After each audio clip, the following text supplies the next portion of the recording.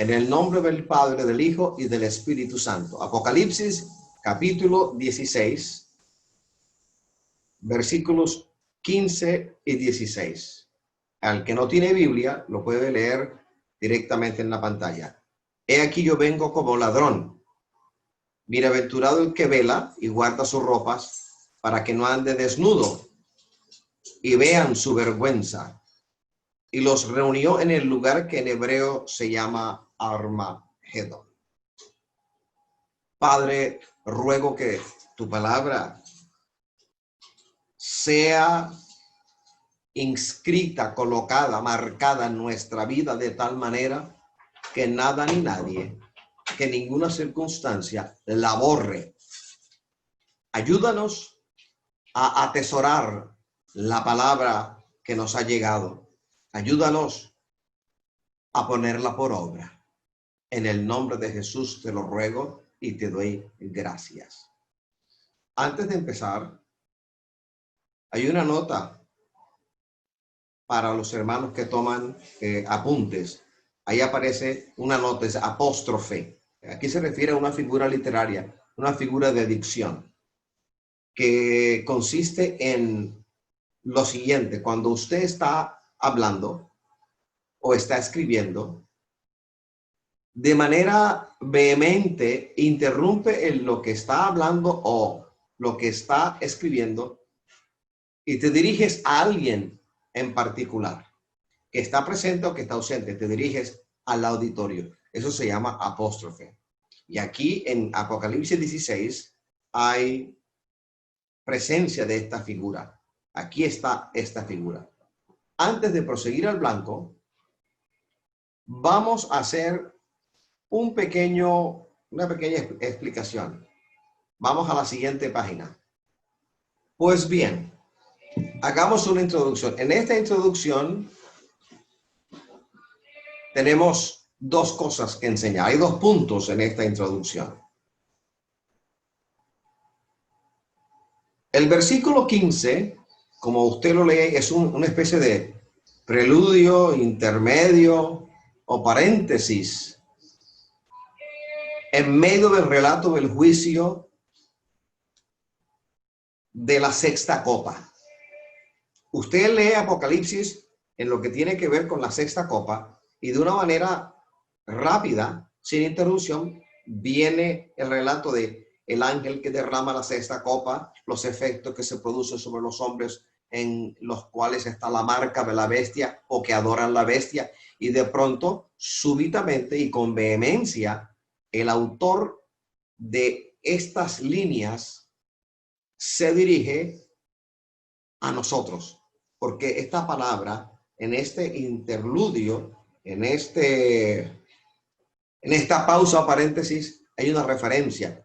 Es como ir avanzando, te detienes, cortas lo que estás escribiendo o hablando para dirigirte rápidamente a alguien y luego vuelves a lo que venías explicando o hablando. Apocalipsis 16:12 dice: el sexto ángel derramó su copa sobre el gran río Éufrates, y el agua de este se secó para que estuviese preparado el camino a los reyes de Oriente. Aquí la importancia es esta. Nosotros tenemos que resaltar el hecho de que los juicios de Apocalipsis son escatológicos. Nunca ha habido ni habrá juicios como los que la Biblia describe de manera sucesiva en el juicio de los sellos, el juicio de las trompetas y el juicio de las copas. Algunos creen y dicen y enseñan que es el mismo juicio repetido para enfatizar, pero resulta que hermenéuticamente hablando, gramaticalmente hablando, uno se da cuenta que hay diferencias, hay parecidos, pero hay diferencias entre los juicios de los sellos, el de las trompetas y el de las copas. En el juicio de los sellos hay unos intermedios entre lo uno y lo otro. En el juicio de las trompetas hay unos intermedios, pero cuando suena la séptima trompeta y se inaugura la última parte de los juicios de Dios, de la ira de Dios sobre la tierra, encontramos el hecho de que los juicios se suceden rápidamente uno tras otro y van dirigidos al hombre. ¿A qué hombre? ¿A qué ser humano? A aquel que está sellado por el anticristo, aquel que adora a la bestia y que le sigue. Pues bien, cuando hablamos de escatología, estamos hablando de los tiempos postreros. En el Antiguo Testamento aparecen dos libros. El libro de Daniel. Daniel es historia y también profecía. Y las profecías apuntan al desenlace de los eventos que tienen que ver con la humanidad hacia el final, hacia el porvenir. Otro libro es el libro de Zacarías. El libro de Zacarías también habla de cosas escatológicas y por supuesto en el Nuevo Testamento tenemos el libro de Apocalipsis. Escatas es un adjetivo que significa postreros o postreras. Entonces, los juicios de Apocalipsis son escatológicos en naturaleza y en ejecución. No se han dado, no se están dando, se darán. Recordemos que el tema central del libro de Apocalipsis está relacionado con la segunda venida de Cristo a la tierra. Y aquí hago pedagogía. No confundamos nunca el rapto o arrebatamiento de la iglesia con la segunda venida del Señor. Entre el rapto de la iglesia y la segunda venida del Señor propiamente dicha, hay un espacio que corresponde a la semana 70 de la profecía de Daniel. Hay un espacio de 7 años literales, una hebdómada, Shabuín, que falta, la número 70. La intervención de Dios en su ira culmina con una serie de juicios nada agradables, juicios terribles. Al leer al leer las palabras de Cristo retomadas por Mateo y por Lucas, por ejemplo, él dice, cual nunca antes ha habido en toda la tierra, y esas palabras tenemos que creerlas. Cada ángel debe vaciar su copa con rapidez y seguido uno del otro. Son las plagas postreras con las cuales se consume la ira de Dios. Estos juicios no pertenecen al pasado. No hay ningún indicio en la historia de la humanidad en el cual el hombre pueda apoyarse para decir, para plantear que Dios ya ejecutó tales juicios en el pasado y con la intensidad descrita en el capítulo 16 de Apocalipsis. Cierto es, Dios sí ha intervenido judicialmente en la historia. Hay, por ejemplo, similitud o semejanza entre los juicios de las copas y el juicio de las 10 plagas de Egipto. Sin embargo, las copas tendrán cumplimiento literal durante los últimos días de la gran tribulación. ¿Dios ha intervenido judicialmente en juicios en la historia? Amén, por supuesto que sí. Pero aquí estamos hablando de algo por venir, algo que aún no ha acontecido y de lo cual nos habla la palabra de manera abundante. En Apocalipsis 16, 9, usted lo ve en pantalla. Con el derramamiento de la cuarta copa o plaga, si no quiere decir copa, diga plaga. Y los hombres se quemaron con el gran calor y blasfemaron el nombre de Dios, que tiene poder sobre estas plagas. Y no se arrepintieron para darle gloria. Otro ejemplo, Apocalipsis 16, 11. Después de la quinta copa, leemos esto. Y blasfemaron contra el Dios del cielo por sus dolores y por sus úlceras, y no se arrepintieron de sus obras. Cuando el Señor derrama, cuando se escucha la voz en el cielo y se anuncia la venida inminente de Jesucristo, viene de una forma casi simultánea los juicios de las 7 copas o de las 7 plagas o de la ira del Señor. Un juicio sobre otro juicio. Y cuando uno lee la ejecución por cada ángel de los juicios de Dios, en lo que se denominan las 7 copas, uno puede leer de una forma triste, lacónica, terrible esto. Y no se arrepintieron de sus obras y no se arrepintieron de su gloria. ¿De dónde saca un sector de la iglesia esto de que si el Señor se revelara al hombre, al impío, al pecador, ellos dejarían sus pecados y se convertirían de todo corazón al Señor? Y la palabra en Apocalipsis me enrostra una realidad, sin importar la intensidad de los juicios, sin importar que el hombre entienda, el hombre pecador entienda que juicios vienen de Dios, hay una falta de arrepentimiento terrible. Y usted no podrá decir que esto es teórico porque estás viviendo llevamos aproximadamente 4 meses en nuestro país, aunque sabemos que al parecer esto se inició en diciembre del año pasado.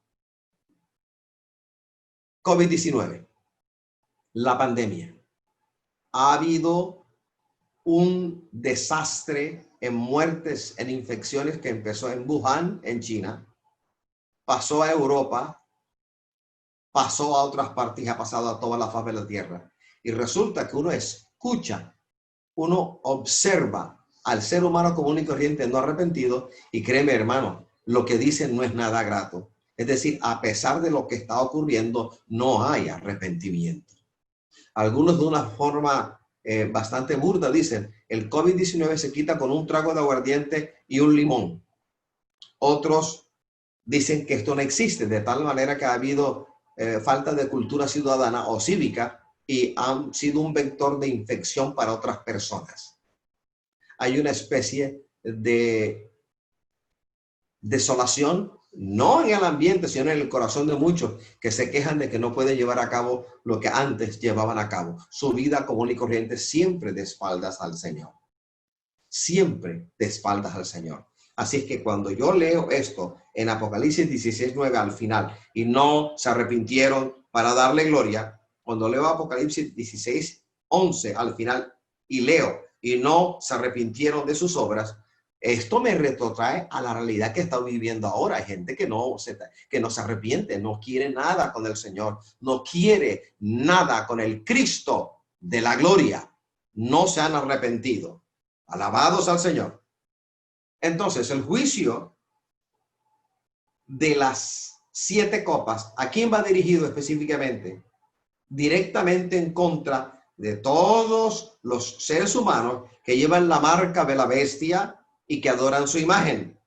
Seres humanos que han desafiado la soberanía de Dios y que han despreciado la oferta de su gracia, como ahora está aconteciendo. Le decía un hermano y te digo aquí también, si no es ahora, ¿cuándo se van a arrepentir los hombres no arrepentidos? Si no es ahora, ¿cuándo el hombre y la mujer irredentos se van a arrepentir? Si no es ahora con esta plaga, con esta pestilencia, con esta huella de muerte, ¿cuándo se van a arrepentir? Porque el corazón del hombre puede ser un bastión de Satanás o un bastión de la gloria del Señor. Algunos de manera ilusoria piensan que los hombres podrían arrepentirse si solo conocieran el poder de Dios y su justo juicio. Pero la realidad hoy me dice que no es así.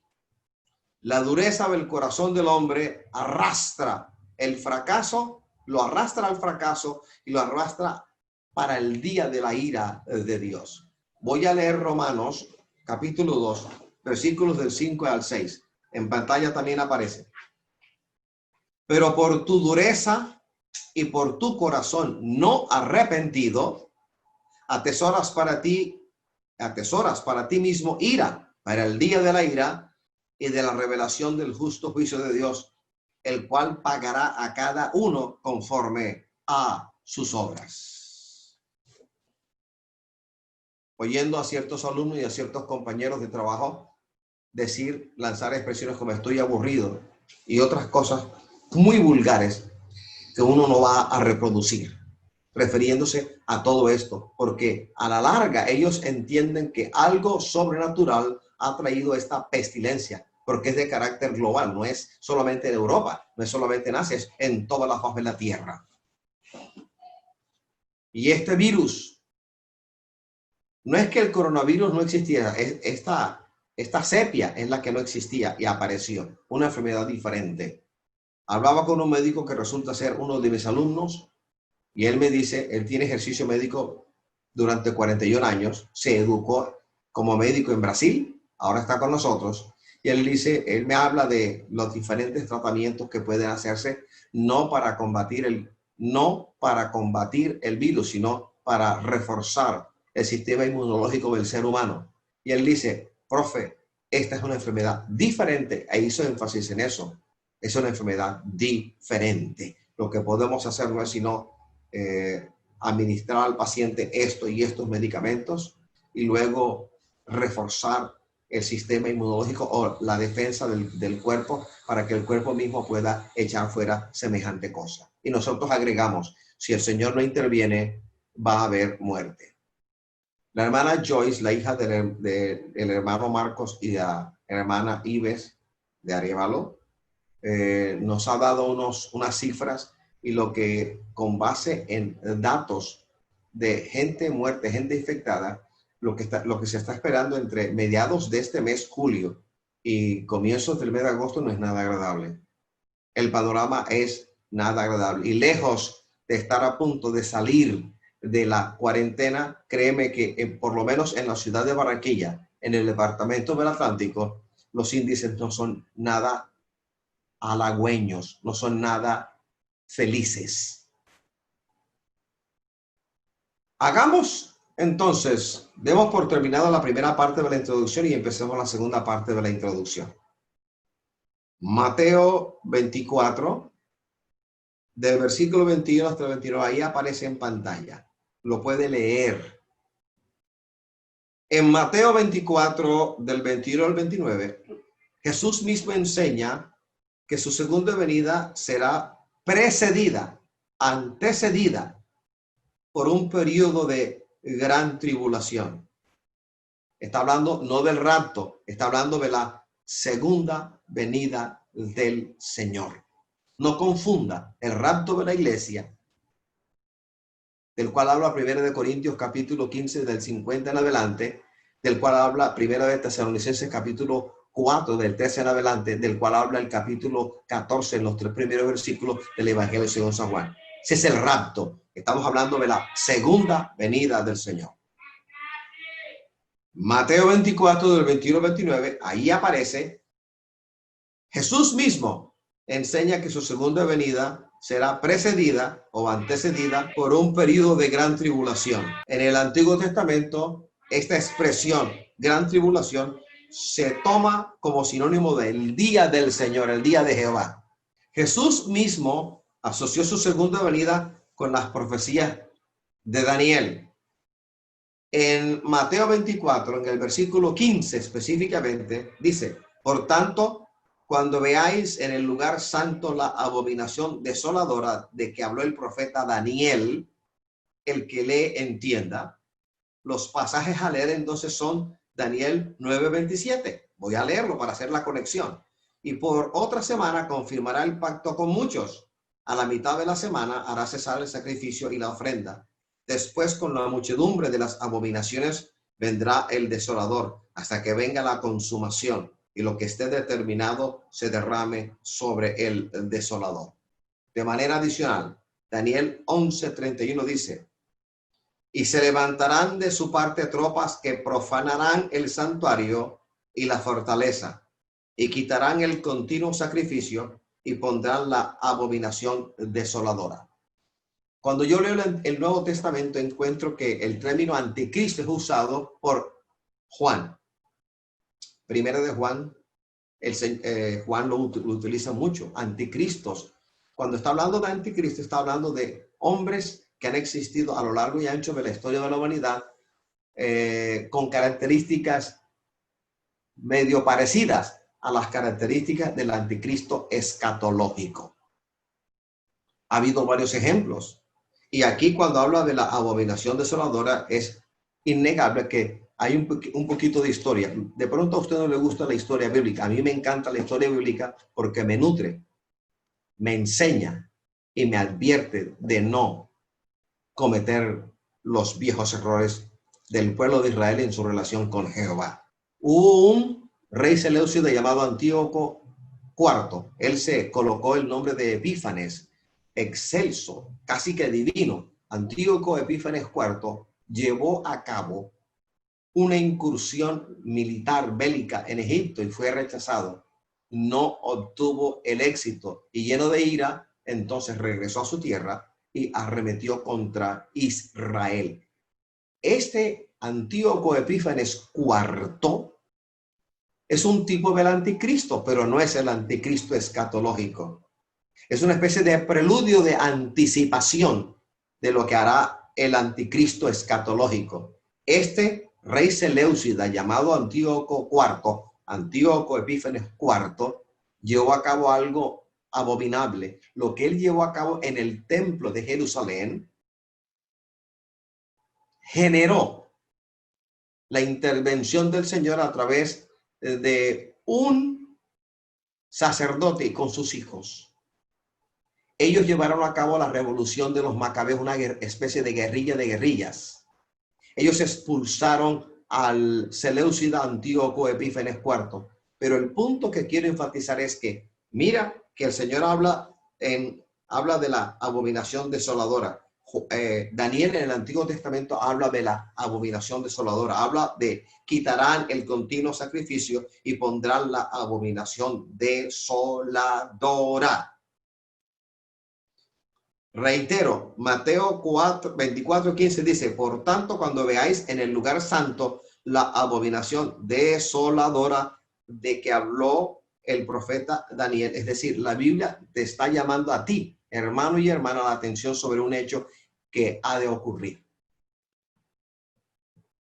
La historia registra un anticipo, varios anticipos. Ha habido varios anticristos, pero no son el anticristo escatológico. No, señor, todavía no lo son. Antíoco Epífanes IV, con un odio terrible contra el Dios del cielo, contra el pueblo de Dios, irrumpió, dio muerte al que en ese momento era el sacerdote sumo, le dio muerte. Violentamente con su ejército ingresó a Jerusalén, ingresó al templo, lo ensució, lo contaminó. Hizo cesar el sacrificio continuo, el de la mañana, el del mediodía, el de la tarde. Destituyó a los sacerdotes. Mandó a sacrificar a una cerda y la sangre fue rociada en las partes más sacrosantas del templo. Hizo erigir una estatua a Júpiter dentro del templo. Mandó a recoger todos los rollos de la Sagrada Escritura y los quemó. También vendió a muchas familias judías.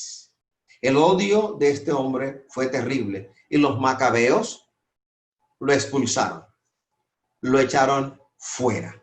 Historia real, historia comprobable, pero esto es un anticipo, porque Antíoco Epífanes IV no fue el anticristo escatológico, no lo fue, pero lo que él hizo es un anticipo de lo que el anticristo escatológico ha de llevar a cabo.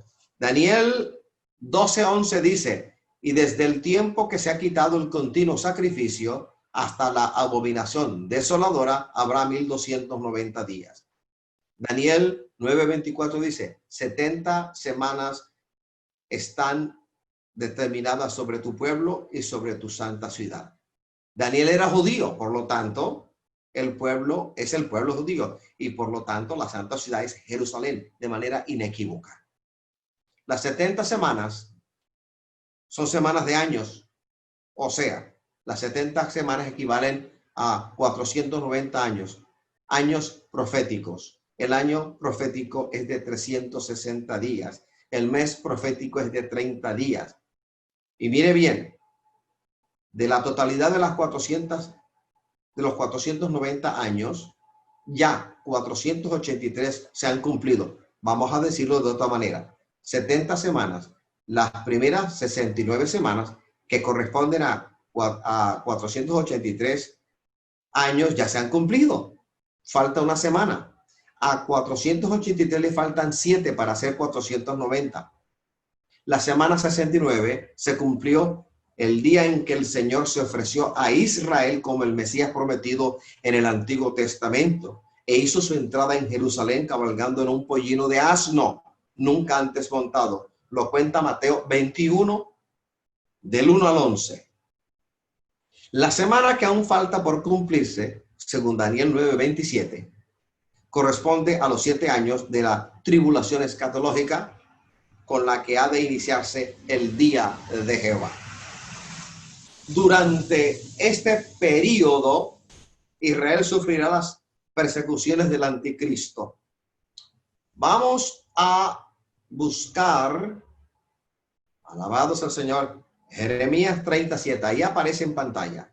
Jeremías 37. Lo puede leer. Durante este periodo, reitero, Israel será perseguido directamente por el anticristo. Las naciones gentiles sufrirán el derramamiento de la ira de Dios. Apocalipsis 3:10, Apocalipsis 6, del 12 al 17, y también en Zacarías 14:3. Ahí tiene esas citas que hablan de manera anticipada de algo que ha de ocurrir, que muchos tienen por tardía o por tardanza y que otros sencillamente no creen. Nosotros que creemos a pie juntillas en este enfoque premilenarista, entendemos que la palabra corrobora semejantes grandes verdades y de una u otra manera es una advertencia a la iglesia de Jesucristo el Señor. Pues bien, la gran tribulación, el día de la ira de Jehová. La iglesia, como enseñamos el domingo anterior, la iglesia será librada de la ira venidera mediante resurrección, mediante transformación y mediante traslado a la casa del Padre Eterno antes que llegue el día de la ira de Jehová. Gracias, mi rey. Romanos 5:9 dice: pues mucho más, estando ya justificados en su sangre, por él seremos salvos de la ira. Aquí se refiere, de la ira venidera, de los cataclísmicos eventos de la semana 70. Primera de Tesalonicenses 4, 16, 18, que ya tocamos el domingo pasado. Porque el Señor mismo con voz de mando, con voz de arcángel y con trompeta de Dios descenderá del cielo, y los muertos en Cristo resucitarán primero. Luego nosotros, los que vivimos, los que hayamos quedado, seremos arrebatados juntamente con ellos en las nubes para recibir al Señor en el aire, y así estaremos siempre con el Señor. Por tanto, alentaos los unos a los otros con estas palabras. Alabados al Señor. Hablemos de los 7 sellos. 7 sellos. El séptimo sello abre la otra tanda de juicios, que es las 7 trompetas. La séptima trompeta inaugura la otra tanda de juicios, que son los juicios. Sellos, el último, con el último sello empieza el juicio de las 7 trompetas. 7 trompetas. La última trompeta da inicio al juicio de las 7 copas.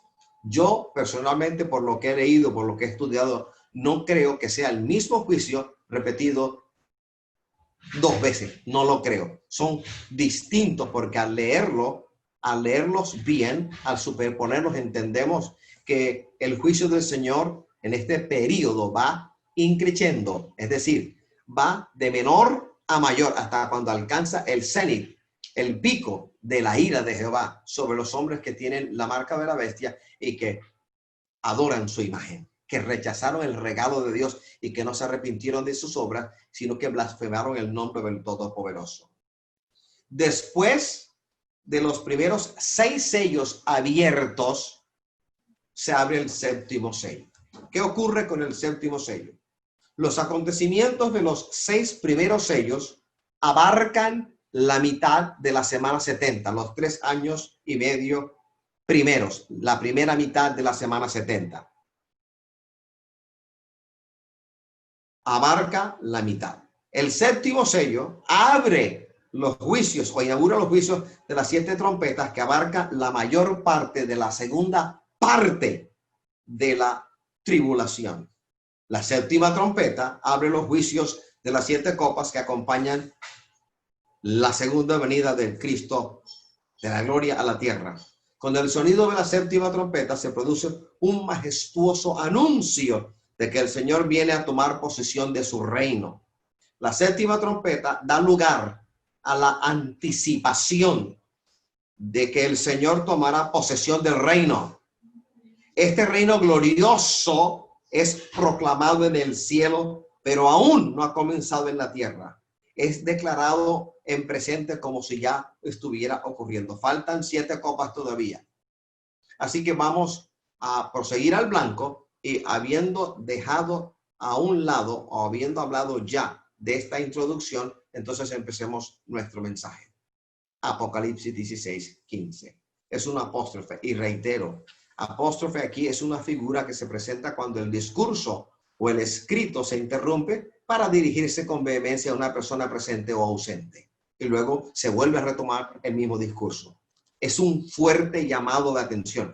Este apóstrofe es un fuerte llamado de atención a la iglesia, porque lo que está en este apóstrofe no se refiere a los redimidos de la tribulación, aquellos que no aceptan ser sellados por el anticristo, sino que es dirigido a la iglesia.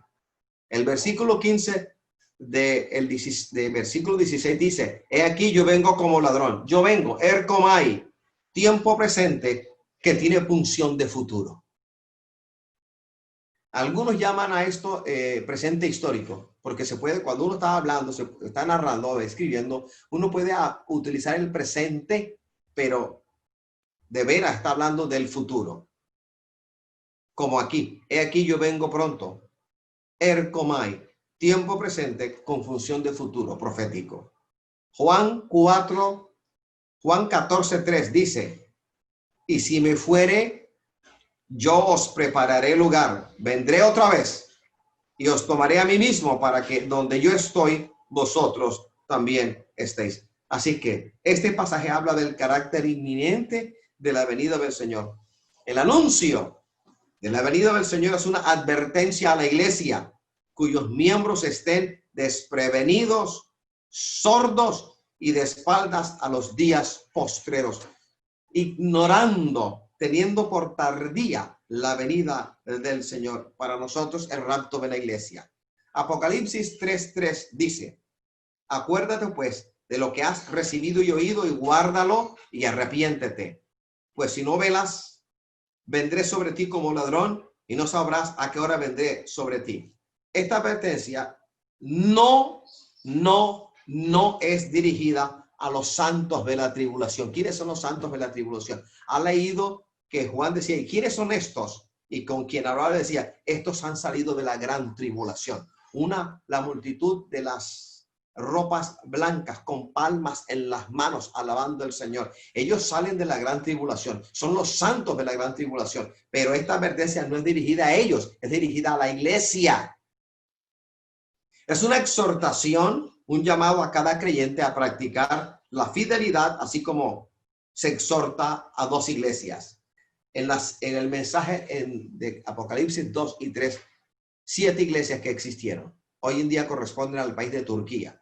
Hay 2 de ellas, a Sardis y a Laodicea.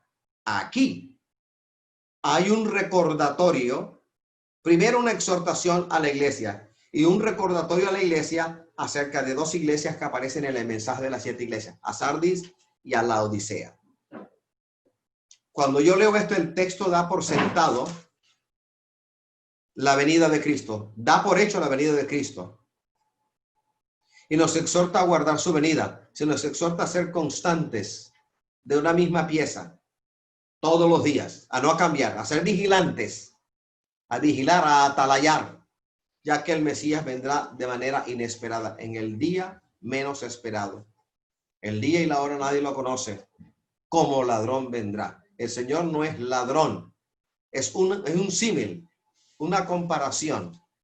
Los símiles o las comparaciones en la Biblia y fuera de la Biblia se hacen con la palabra como o semejante a o como. Eso es la introducción, o así introducimos una comparación. El Señor no está diciendo que es ladrón. El Señor no es ladrón. ¿Cómo ladrón? Símil, comparación, una figura de adicción.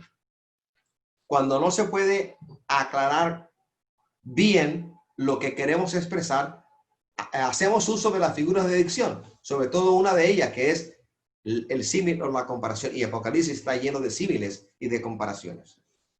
Ladrón se corresponde a la palabra kleptes y figuradamente se usa de dos maneras. Kleptes, de ahí viene el término cleptómano o cleptomanía. Kleptes, ladrón, se usa figuradamente así. Primero, de la venida personal de Cristo. Es una advertencia a la iglesia local, en la que la mayoría de los miembros son simples profesantes y están contaminados con el mundo, como lo hemos leído en Apocalipsis 3:3. Y segundo, kleptes se refiere al día del Señor. Juicio venidero sobre el mundo. Segundo de Pedro 3:10 dice, pero el día del Señor vendrá como ladrón en la noche, en el cual los cielos pasarán con gran estruendo, y los elementos ardiendo serán deshechos, y la tierra y las obras que en ella hay serán quemadas.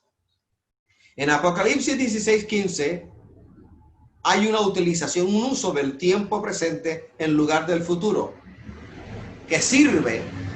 ¿Por qué en Apocalipsis 16:15 se usa en lugar del tiempo futuro simple, se usa el tiempo presente simple? Y en ello hay sabiduría. El tiempo presente se usa aquí en lugar del futuro para destacar, para enfatizar la certidumbre de la venida del Dios Todopoderoso. Así que voy a hablar de Sardis. Vamos a hablar de Sardis porque hay un llamamiento. En este apóstrofe hay un llamamiento retrospectivo a dos iglesias de las cuales ya se habló, de Sardis y de Laodicea. Hablemos de Sardis. Apocalipsis 3:1. Escribe al ángel de la iglesia en Sardis, el que tiene los 7 espíritus de Dios y las 7 estrellas, dice esto: yo conozco tus obras, que tienes el nombre de que vives y estás muerto. Aquí se describe a un buen sector de la iglesia contemporánea. Mira lo que el Señor le habla a Sardis de una manera directa, sin ambajes, sin tomar curvas. Primero le dice, tienes nombre de que vives y estás muerto.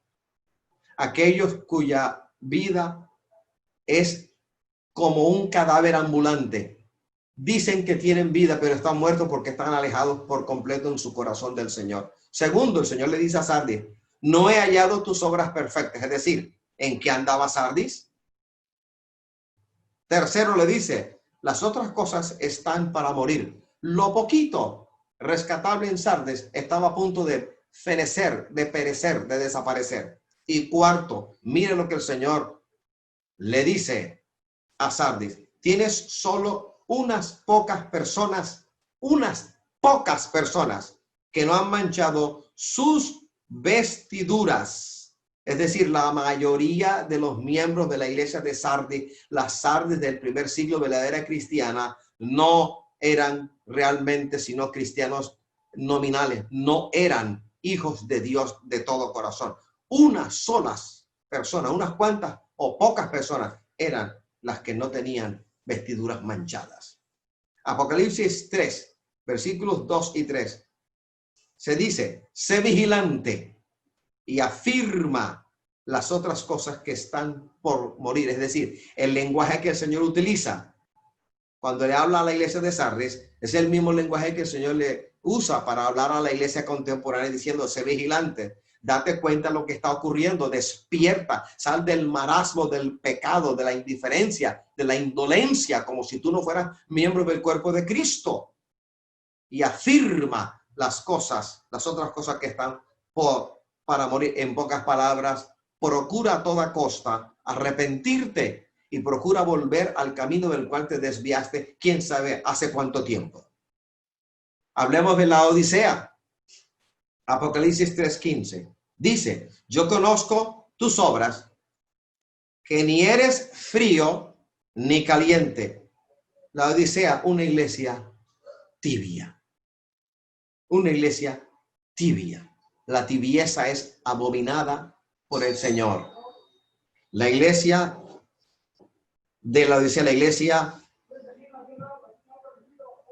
iglesia de la Odisea, la iglesia tibia. Y yo pregunto, ¿acaso varios sectores de nuestras iglesias no son también tibias? Es decir, un día cristiano, otro día no cristiano. Un día con el Señor, otro día sin el Señor. Un día con el mundo, otro día con el Señor. No, así no podemos llegar a vivir la vida nuestra. Mire bien, te hablo como ser humano. Si tú fueras soltera, mi hermana, y tuvieras un prometido, alguien que quiere casarse contigo, y te das cuenta que hay semanas en las cuales no te llama, no se comunica contigo, y cuando habla contigo, te trata de una manera tan fría, tan gélida, tan ártica, que te das cuenta que algo está ocurriendo y te preguntas, ¿este hombre realmente me ama a mí?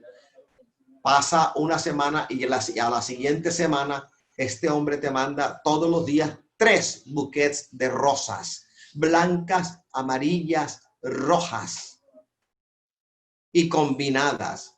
Te manda barras de chocolate de todas las marcas posibles, habidas y por haber, diciéndote que él te ama, que se muere sin ti, que su vida tiene nombre propio y da tu nombre.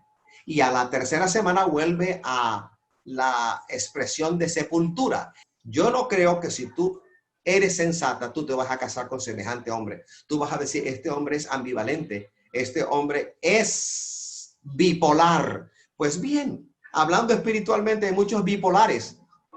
Un día dicen que aman al Señor y otro día reniegan del Señor y blasfeman de él. ¿Y cómo se blasfema del Señor? No solamente de palabras, también con los hechos se puede blasfemar del Señor. Entonces el Señor está hablando en la Odisea a una congregación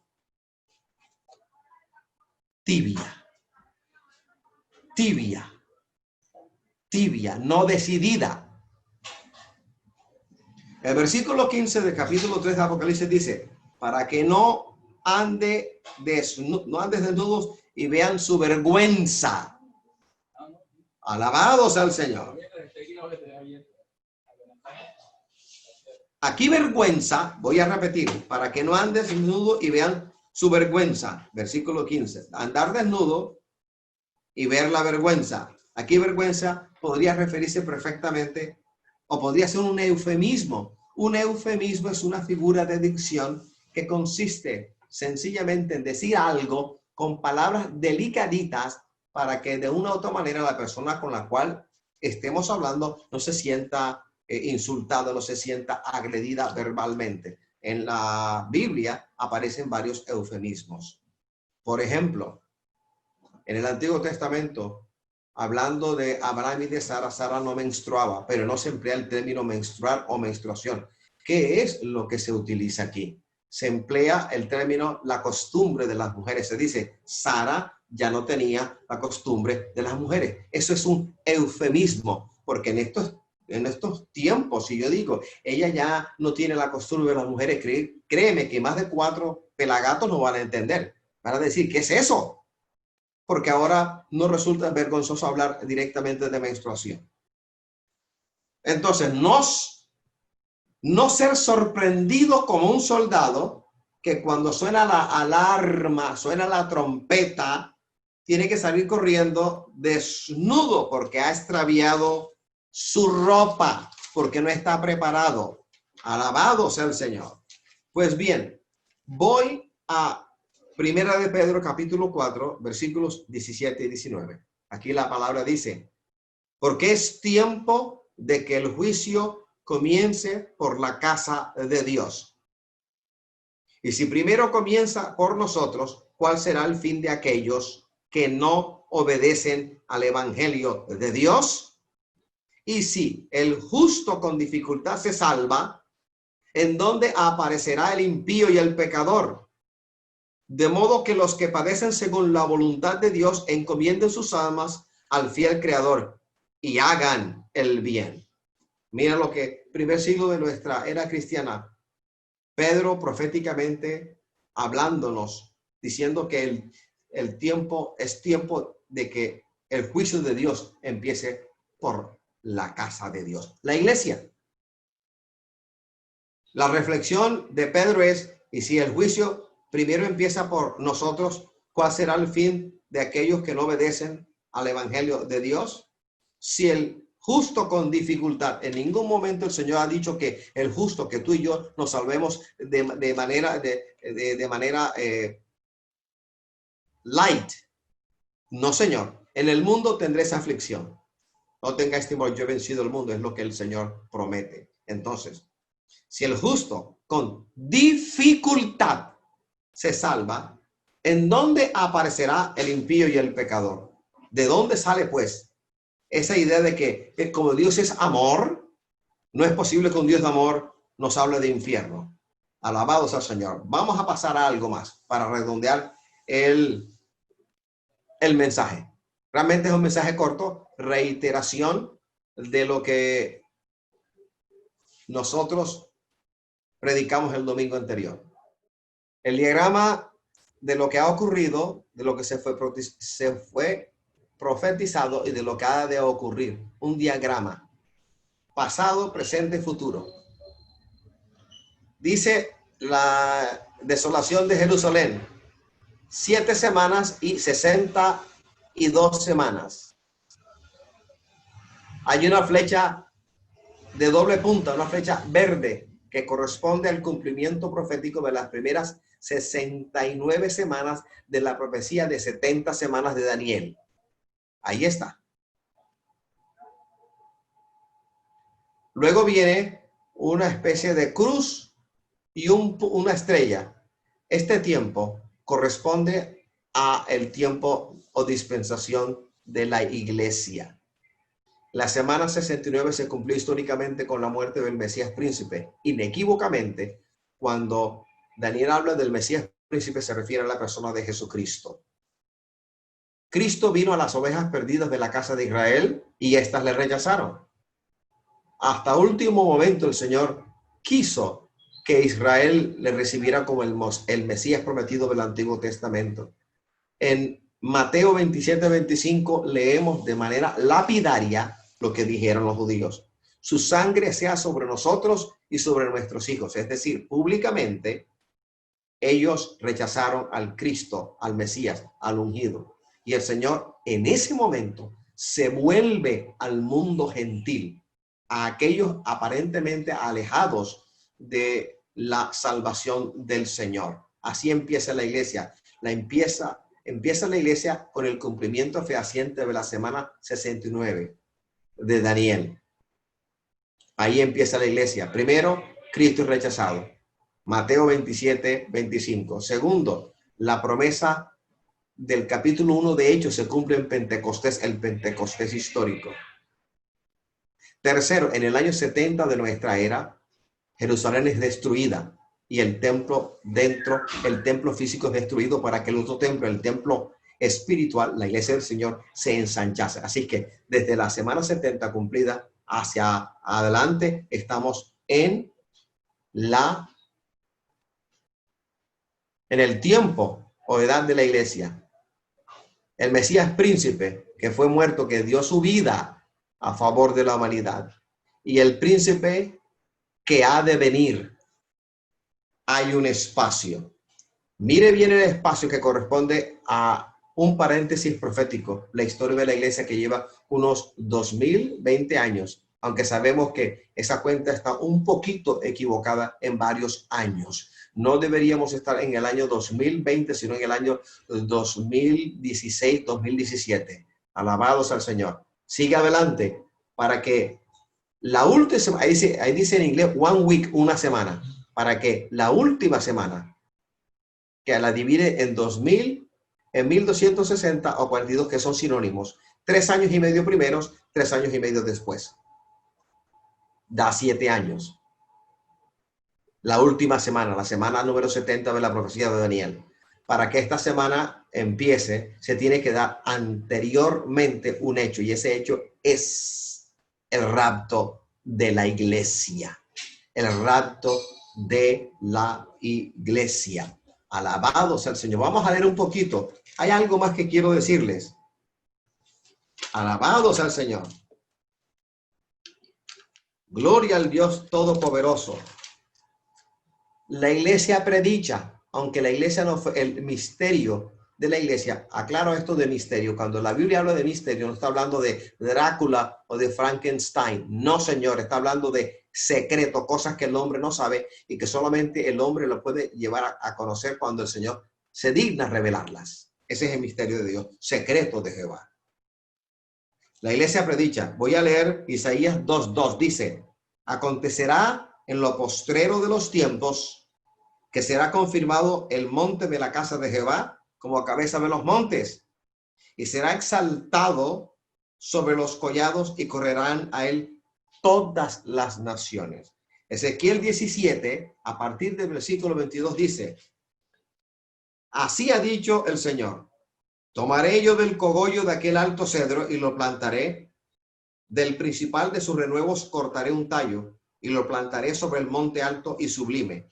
En el monte alto de Israel lo plantaré y alzará ramas y dará fruto y será magnífico cedro y habitarán debajo de él todas las aves de toda especie. A la sombra de sus ramas habitarán y sabrán todos los árboles del campo que yo Jehová abatí el árbol sublime, levanté el árbol bajo, hice secar el árbol verde e hice reverdecer el árbol seco. Yo Jehová lo he dicho y lo haré. Alabados al Señor. Pues bien, durante esa última semana, esa semana es escatológica, hay de aquel que no tenga parte en la primera resurrección, porque estará abocado a la realidad de la última semana en la cual los juicios de Jehová serán terribles sobre la faz de la tierra, sobre los seres humanos que no aceptaron la dádiva del Padre, que prefirieron su propio corazón, que decidieron su propia suerte o destino con las decisiones que tomaron. En la semana 70 de Daniel, sobre todo en la segunda parte, los últimos 42 meses o 3 años y medio, ¿quién será salvo? El hombre común y corriente que no sea judío será salvo y tendrá que ser decapitado. Tendrá que dar la vida para poder ser salvo. Los juicios del Señor serán sobre aquellos que tienen la marca de la bestia o que adoran la imagen de la bestia. Y el Señor lo sabe. El Señor lo sabe. Por otro lado, aquellos cuyo corazón arde en fe, en esperanza del Señor, están allí en ese periodo de la gran tribulación, el Señor pondrá en ellos un sello, porque el Señor sabrá que ellos le pertenecen a Él, pero tendrán que dar la vida. Durante ese periodo, el remanente de Israel, no el grueso de la nación, el remanente de Israel será salvo y tendrán que confesar que el Mesías fue el Cristo que su nación dio muerte. Tendrán que decir, Hosana. Cuando el Señor en un pollino no montado antes entró a Jerusalén al final de su ministerio, ¿qué dijo? ¿Cuál era el cántico en la boca de las personas que estaban ahí, sobre todo los niños? Hosana, Hosana, Hosana. Hosana significa sálvanos ya o salvación ya. Y en este periodo de gran tribulación, los judíos tendrán que decir obligatoriamente, sálvanos ya, Hosana, Hosana, Hosana. Alabados al Señor. El Señor me ha obligado a que durante 2 domingos seguidos te llame la atención sobre un hecho que para muchos es ciencia ficción o una producción hollywoodense. Y no es así. No es así. La reflexión que quiero hacer es esta. Nunca personalmente imaginé que el Señor me fuera a permitir vivir un periodo de tanta apostasía, de tanto amor por el dinero en las iglesias, de tanta indolencia hacia el evangelio de Jesucristo y por ende de tanta indolencia hacia aquellos que necesitan una palabra de exhortación. Nunca pensé que yo habría de vivir un tiempo en el cual a lo malo se le llama bueno y a lo bueno se le llama malo. Nunca pensé que habría de vivir un tiempo en el cual el pastor, el ministro, el líder, al exhortar a la iglesia a alejarse del pecado, fuera a ser tomado como legalista o como terrorista. y que otros hagan un coro bien grande diciendo, el Señor es Dios todopoderoso, es Dios de amor. Más no pudo amar Jehová al pueblo que escogió, a Israel. Y por amor de su nombre, el Señor tenía que disciplinar a aquel pueblo que había tomado como el pueblo elegido, el pueblo electo, escogido. Lo disciplinó y lo sigue disciplinando. Esa disciplina no solamente abarcó los 70 años de cautiverio bajo Babilonia y Medio Persia. No, señor. Usted estudia un poquito la historia antigua, la historia moderna, la historia contemporánea, y se dará cuenta que ha habido un acoso de diferentes naciones hacia Jerusalén, hacia Israel. En el año 1948, la ONU le dio el estatus a Sion de una nación, Israel, y aparece como a partir del año 1948, siendo el primer ministro David Ben Gurión, la nación de Israel se presenta como una nación, se le entregó un territorio. Pero el acoso no ha parado, el acoso no ha cesado, porque sigue el acoso contra el pueblo y sigue la disciplina del Señor. Dura cosa es caer en manos del Dios vivo y verdadero. Nunca pensé que había de vivir una época de pestilencia como esta, de huella de muerte como esta, que es a nivel global. Muchos rezongan, ay, ¿cuándo se va a acabar esto? Y cuando dicen, ¿cuándo se va a acabar esto? Su corazón va detrás de una cantina, de un bar, o de las francachelas en las cuales andaban antes de la declaración pública de la cuarentena, de este encierro. Aún en las iglesias hay muchos que dicen que ya los tiene aburrido este encierro. ¿Y no te aburre a ti el Señor? ¿No te aburre a ti el Evangelio? Porque si el Evangelio a ti te aburre, te es pesado, imagínate la opinión que el Señor tiene de ti. Porque si tú no confiesas a Jesucristo delante de los hombres, familias y no familias, con tus palabras y con tus hechos, el Señor que está en gloria no confesará tu nombre delante del Padre que está en gloria. ¿Qué otra pandemia necesitamos para que la iglesia se arrepienta? ¿Qué otra peste de muerte necesitamos en toda la faz de la tierra para que el ser humano deje su pecado? Y vuelvo a los capítulos anteriores, leer los juicios de las trompetas, leer los juicios de las copas, es leer el estribillo repetido vez tras vez. Y los hombres no se arrepintieron de sus obras. Y los hombres no se arrepintieron. Y los hombres no se arrepintieron. Y fíjate que ahora la gran parte de la humanidad está de espaldas al Señor, deseando a toda costa que la ciencia de encuentro halle y desarrolle una vacuna para que desaparezca todo esto y todo el mundo entonces de vueltas a lo mismo. Y en nosotros la iglesia, ¿qué? Es decir, cuando pase la pandemia, cuando el virus sea vencido, entre comillas, en pocas palabras, cuando el Señor permita que se quite, Él permitió que llegara, cuando el Señor diga, te vas y se vaya, la iglesia va a volver a las andanzas de siempre, a las de antes, porque el mundo va a volver a lo de antes y con más vehemencia, con más ahínco, con más ganas, porque han estado en abstención de muchas cosas.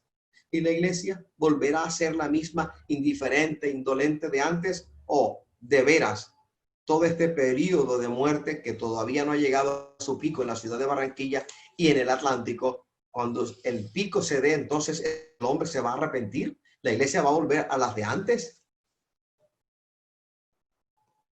Yo no sé si usted, pero yo te quiero hacer una simple observación. Veo a mis alrededores, veo a muchos alumnos, muchos vecinos, mucha gente, veo a compañeros de trabajo y veo un no arrepentimiento franco, abierto, una indolencia de espaldas por completo al Señor. Entonces la pregunta es, si con esta crisis de salubridad, si con esta huella de muerte ellos no se arrepienten, ¿qué es lo que tiene que ocurrir para que ellos se arrepientan? Entonces mi oración es, Señor, oro a ti para que tú toques, tú conoces los corazones, tú los conoces. ¿Quién conoce el corazón del hombre? El que lo dio, el que lo hizo, el que lo formó. Tú que conoces los corazones de los seres humanos, tú sabes aquellos corazones que están sensibles a oír tu voz. Padre, tócalos, oramos por ellos, bendícelos, porque hay una gran parte de seres humanos que no van a llegar a los pies de Cristo. Y no porque Dios haga acepción de personas, sino porque ellos han tomado la decisión de no vivir sino a espaldas del Dios Todopoderoso. Humanismo a ultranza. Si con el COVID-19 no se arrepienten, ¿qué es lo que tiene que ocurrir para que se arrepientan? Que caigan granizos grandes, cada uno de un peso de 50 kilogramos, que haya terremotos que hagan que muchas islas desaparezcan, que haya movimientos telúricos que hagan que la topografía de muchos continentes cambie de manera radical, que se aparezcan demonios y que se coloquen al lado y detrás y delante y les hablen de tú a tú como dos seres humanos hablando. ¿Qué es lo que tiene que ocurrir para que la humanidad realmente se arrepienta de su pecado y para que la iglesia vuelva al camino del cual se salió hace rato, el camino que conduce a la vida eterna? Padre, te doy gracias en esta mañana dominical